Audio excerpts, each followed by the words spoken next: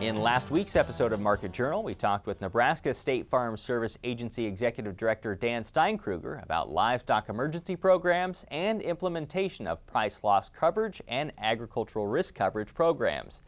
This week, UNL Extension Public Policy Specialist Brad Lubben is with us to discuss 3 decisions growers will need to be making.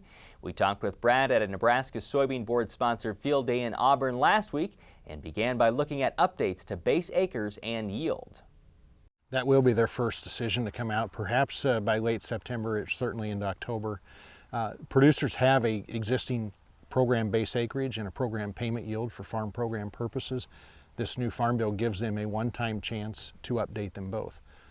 They're separate decisions. Producers can update yield to 90% of the average yield that they had from 2008 to 2012. There's every reason for producers to want to do this. Because? It only matters technically for the price loss coverage program, but this is the first time we've had a chance to update yields since 2002, and it may be the last time we have a chance to update yields until many, many years past this farm bill. You get a chance, you better do it. And presumably the technology has maybe increased those yields. For almost everybody, one would expect that the current update would beat their existing payment yields, some of which have actually been frozen since 1985. With the base acreage as well, that's not an obvious choice, but for many producers, updating base acreage, reallocating it amongst their current crop mix would be a stronger choice than what they are currently living with, again, back from 2002 or before.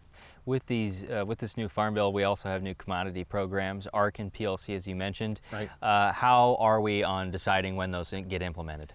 You know, while the base and yield decision may roll out here yet in late September into early October, the ARC versus PLC decision likely doesn't happen until very late this year or even into early 2015. It's the basic choice of a revenue safety net versus a price safety net. It's complicated with some crop by crop, farm by farm decisions and the individual ARC decision, but producers also have time to study this, and we'll have decision tools and education programs in the meantime that certainly are going to be valuable. Now, the decision between ARC and PLC, that's a one-time decision that lasts for the next 5 years, correct? Correct. It's a one-time decision, affects the 2014 through 2018 crop years. Now, given that it won't likely happen until early 2015, we're going to know with very good confidence what the 2014 result really looks like before we ultimately have to decide. It'll be something akin to taking the 2014 as a given and really making a choice about 2015 versus 2018, but effectively this runs through the next 4.5 years. And with corn prices where they are, there's a chance that ARC would pay right now? If we looked today, ARC would most likely pay for corn and wheat, or excuse me, corn and grain sorghum. It could be close to the money in wheat. It could be still a ways out perhaps, but relevant for soybeans as well. Compare that to price loss coverage. Depending upon your forecast for corn, we're either just above the safety net or dipping into it. Wheat and sorghum are already there. So we're talking about potential help here under either both the revenue plan or the price plan. The supplemental coverage option that's also available, that decision does need to be made a little bit sooner then. That is. For wheat producers, supplemental coverage was authorized under this new farm bill.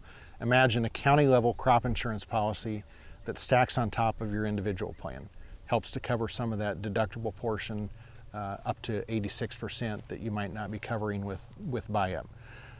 Supplemental coverage is being rolled out here with the 2015 crop year. That includes wheat, starting here with the fall 2014 plantings. Some counties, not all counties in the state, in fact a small share of counties, but the southern border into western Nebraska, you'll see counties where SCO is available for wheat. That's a decision that happens this September. More Farm Bill information, including material on ARC and PLC, can be found online at farmbill.unl.edu. That site will be continually updated as more details become available.